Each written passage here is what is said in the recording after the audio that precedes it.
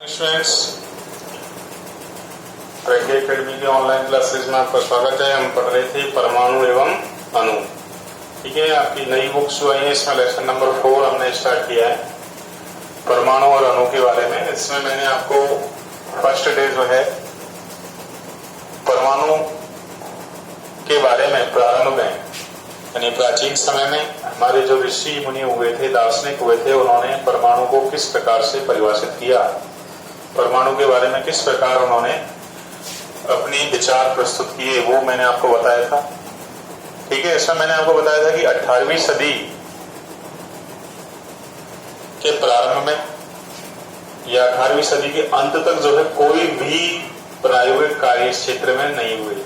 यानी अधिकांश संकल्पनाएं जो प्रस्तुत की जाती थी वो किस पर आधारित होती थी, वो अनुभव और आसपास की परिघटनाओं को देखकर अपने विचार प्रस्तुत किए जाते थे। लेकिन 18वीं सदी के अंत में और 19वीं सदी के प्रारंभ में जो है इस क्षेत्र में प्रायोगिक कार्य प्रारंभ हुए। और दो वैज्ञानिक थे, उस दिन मैंने आपको नाम बताया था, एक तो थे लवाइजिए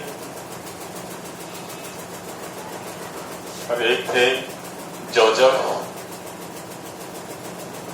एल प्राउस्ट। ठीक है, तो लवाइजिए और जोसेफ एल प्राउस्ट जो वैज्ञानिक थे, इन्होंने विभिन्न प्रयोगों के आधार पर रासायनिक संयोजन के, किसके, रासायनिक संयोजन के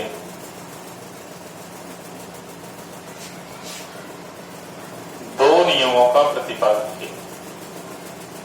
कितने नियमों का? दो नियमों का प्रतिपादन किया। ठीक है, किसने किया था? लवाइजिए और जोसेफ एल प्राउस्ट। इन दोनों वैज्ञानिकों ने विभिन्न प्रयोगों के आधार पर रासायनिक संयोजन के दो नियमों का प्रतिपादन किया था। पहला नियम था द्रव्यमान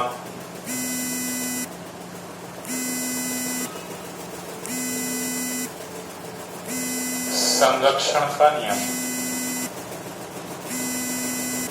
पहला नियम क्या था स्टूडेंट्स? द्रव्यमान संरक्षण का नियम। और दूसरा नियम था आपका निश्चित अनुपात का नियम।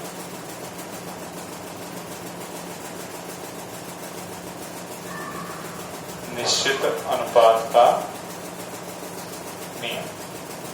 ठीक है, पहला नियम था द्रव्यमान संरक्षण का नियम और दूसरा नियम क्या था?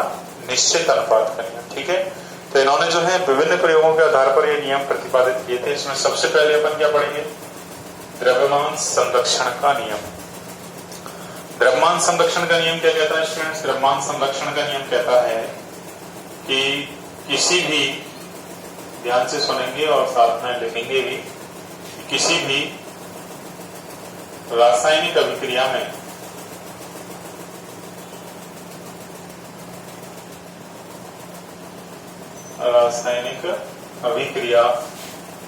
के दौरान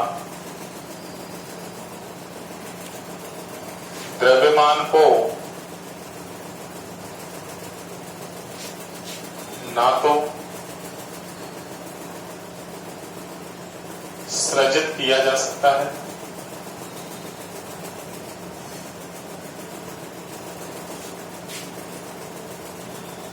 और ना ही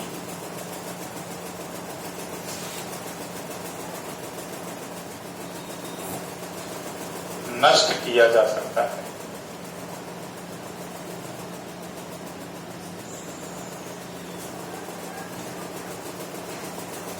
अर्थात क्या मतलब हुआ इसका? इसका मतलब हुआ कि रासायनिक अभिक्रिया में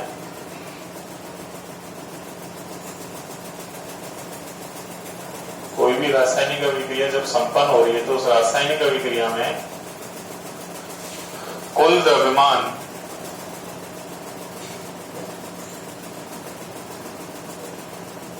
संरक्षित रहता है। कुल द्रव्यमान कैसा रहता है? संरक्षित रहता है। इसे हम क्या कहते हैं? द्रव्यमान संरक्षण का नियम कहते हैं। ठीक है, क्या है द्रव्यमान संरक्षण का नियम? कि किसी भी रासायनिक अभिक्रिया में या किसी भी रासायनिक अभिक्रिया के दौरान द्रव्यमान को ना तो सृजित किया जा सकता है और ना ही नष्ट किया जा सकता है।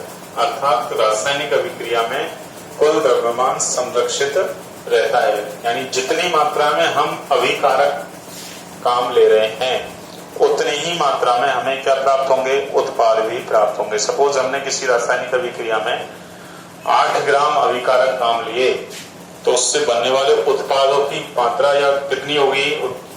वो भी 8 ग्राम ही होगी। ठीक है, तो इसलिए इस नियम को हम क्या कहते हैं? द्रव्यमान संरक्षण का नियम। इसीलिए क्या कहा कि रासायनिक अभिक्रिया के दौरान कुल द्रव्यमान क्या रहता है? संरक्षित रहता है। ठीक है, इसको हम जैसे एक एग्जांपल से देखें, CaCO3।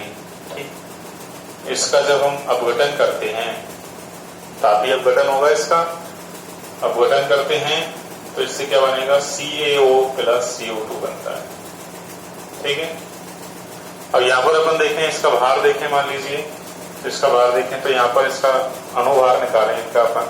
Ca का परमाणु भार कितना होता है? 40 प्लस कार्बन का 12 प्लस ऑक्सीजन के एक परमाणु का परमाणु भार होता है 16। यहाँ पर कितने परमाणु हैं? 3, तो 16 गुना 3। क्लियर? आगे चलिए, Ca इसका भी कितना? 40 प्लस ऑक्सीजन का 16 प्लस कार्बन का 12 प्लस ऑक्सीजन का 16। यहाँ ऑक्सीजन के कितने परमाणु हैं? 2। ठीक है, अब टोटल कीजिए इसका। यहाँ पर कितना है? 40 और 12 52 प्लस 16 थी 48। इधर देखिए, ये हो गया आपका टोटल 56 प्लस 16 दूनी 32 और 12 44। ठीक है, यहाँ देखें तो कितना हो गया टोटल? 16 यूनिफाइड। इधर देखें तो कितना हो गया टोटल? 100 यूनिफाइड। इधर भी 100 यूनिफाइड। यानी जितने मात्रा में हम क्या ले रहे हैं अभिकारक, उतनी ही मात्रा में हमें क्या प्राप्त हो रहा है? उत्पाद भी प्राप्त हो रहा है। ठीक है, यानी द्रव्यमान ना तो बढ़ा और ना ही घटा। ठीक है, द्रव्यमान, कुल द्रव्यमान क्या रहा? संरक्षित रहा। इसलिए ये नियम प्रतिपादित किया गया कि रासायनिक अभिक्रिया के दौरान द्रव्यमान को ना तो सृजित किया जा सकता है और ना ही नष्ट किया जा सकता है। अर्थात कुल द्रव्यमान क्या रहता है? संरक्षित रहता है। इस नियम को हम द्रव्यमान संरक्षण का नियम कहते हैं। ठीक है स्टूडेंट्स, इसके बाद दूसरा नियम है आपका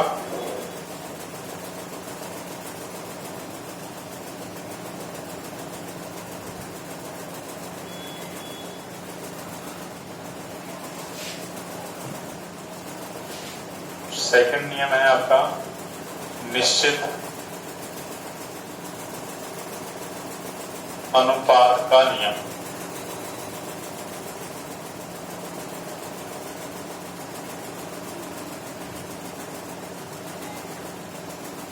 निश्चित अनुपात का नियम क्या कहता है स्टूडेंट्स? निश्चित अनुपात का नियम कहता है कि किसी यौगिक में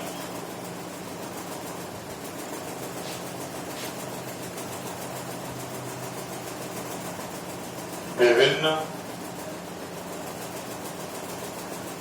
तत्वों के परमाणु उनके द्रव्यमानों के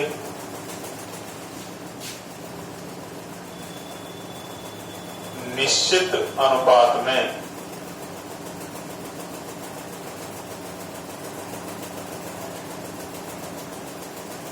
संयोग करते हैं।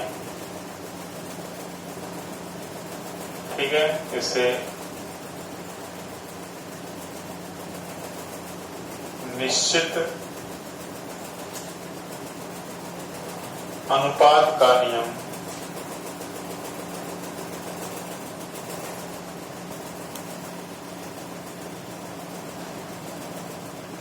कहते हैं।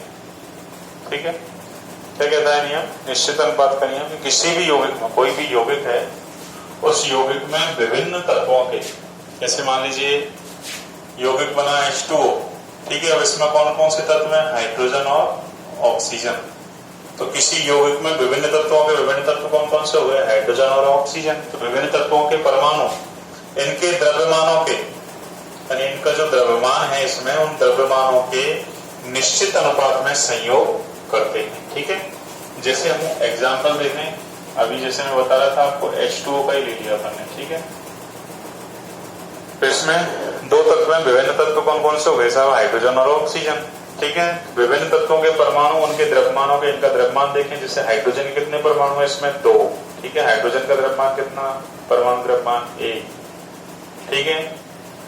अब अनुपात निकालना है, क्योंकि अनुपात देखना है अपन को, तो इसलिए अनुपात लगा दिया हमने, प्लस नहीं लगाया, ठीक है। अनुपात, ऑक्सीजन कितने परमाणु? 1, इसका परमाणु द्रव्यमान कितना? 16, ठीक है। तो क्या आ गया? 2:16, ठीक है। सरल अनुपात बनाए इसका, और तो क्या बन गया? 1:8। अर्थात जल का निर्माण जब भी होगा तो उसमें हाइड्रोजन और ऑक्सीजन का अनुपात, हाइड्रोजन और ऑक्सीजन के द्रव्यमानों का अनुपात क्या रहेगा? 1:8 रहेगा, ठीक है। जो नियम कह रहा है वही हम यहाँ पर बता रहे हैं। क्या कह रहा है नियम? कि किसी यौगिक में विभिन्न तत्वों के परमाणु उनके द्रव्यमानों के निश्चित अनुपात में संयोग करते हैं।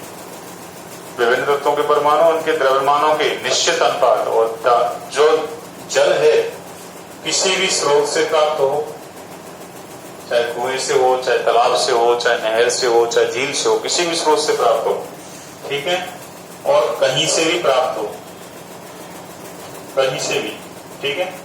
जल चाहे हिंदुस्तान का हो, चाहे पाकिस्तान का हो, चाहे अमेरिका का हो, चाहे और किसी देश का हो, ठीक है। जब भी जल का निर्माण होगा तो उसमें हाइड्रोजन और ऑक्सीजन के परमाणुओं का, परमाणु के द्रव्यमानों का जो अनुपात होगा वो निश्चित होगा। कितना? 1:8। इसे हम क्या कहते हैं? निश्चित अनुपात का, ठीक है। इसी तरह और एग्जांपल लेना चाहें अपन तो, जैसे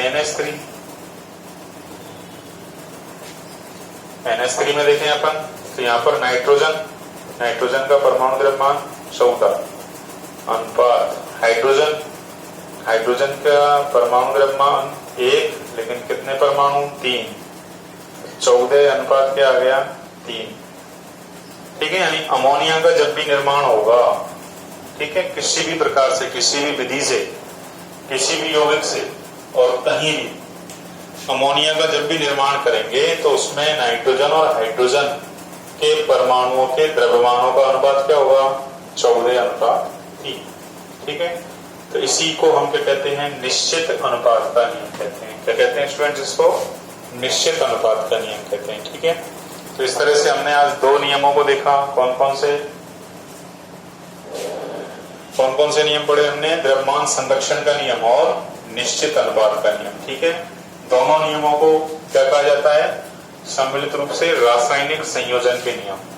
क्या कहा जाता है? रासायनिक संयोजन। रासायनिक संयोजन का मतलब किसी भी चीज का रासायनिक रूप से जुड़ना, ठीक है, वो रासायनिक संयोजन। यानी जितनी भी रासायनिक अभिक्रियाएं होती हैं किस प्रकार संपन्न होती हैं, तो वो 2 नियमों के आधार पर समझा जा सकता है। इसलिए इनको रासायनिक संयोजन के नियम नाम दिया गया, ठीक है।